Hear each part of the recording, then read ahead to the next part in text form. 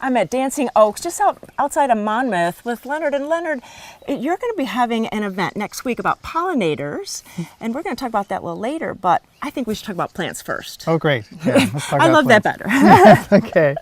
So really, this whole collection are things that will bring pollinators into your garden. Yeah, for different pollinators, and you've got to think of pollinators on a wide spectrum, anything from the butterflies to mason bees, bumblebees, honeybees, and hummingbirds as well. Oh, that is cool. So what do you got? Well, we've got some yarrows here, which are good for honeybees and mason bees. Butterflies also use them as resting pads for in between flying around.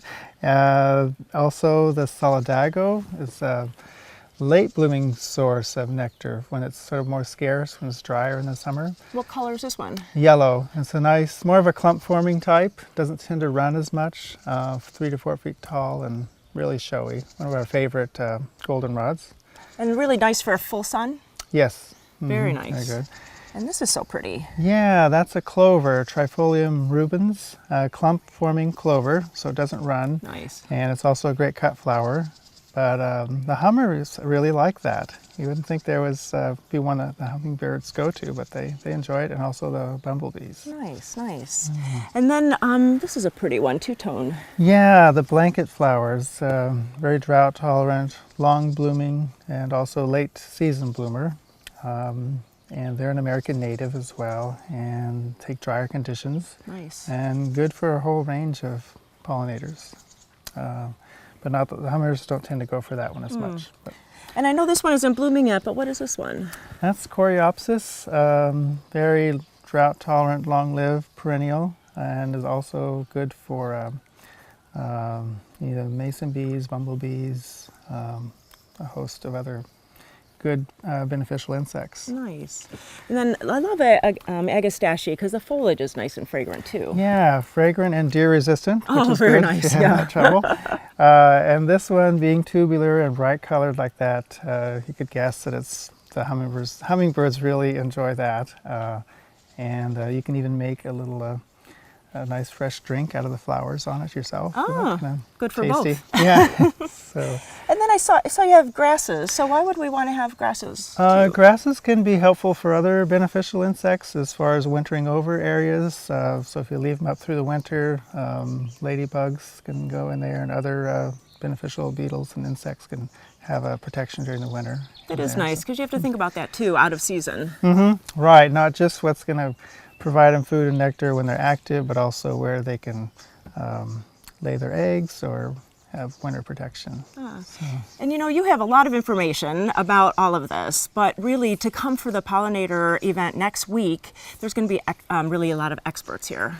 Right, we're going to have grateful for some groups that are going to have information booths here. We'll have someone from the Audubon Society with monarch information. Also a great display on bugs from Marion County Master Gardeners. So kids will really be interested in that. A lot of activities for kids. Oh, fun. A lot of free plants for the prizes for the kids. And then there'll also be some good food. Hard cider available for sale. Whoa, that's for So, all ages. all ages. The adult ages, right. Right. And also the Oregon Flora Project will be here.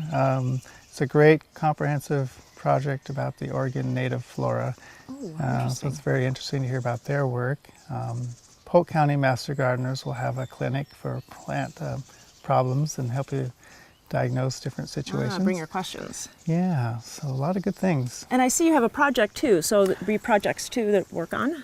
Yeah, this is something that we'll have these available for free for as many as long as our supplies last, but a bamboo sort of a kit that you can make your own mason bee little house. Oh, that is cool. And they could lay their using eggs. this teasel, and you put the end with the joint inside so that it's protected on the back. And you can make these, and the mason bees will find them, and you end up with something like this, and you attach it to the side of a building and under an eave where it's dry, and get your own little native pollinators going.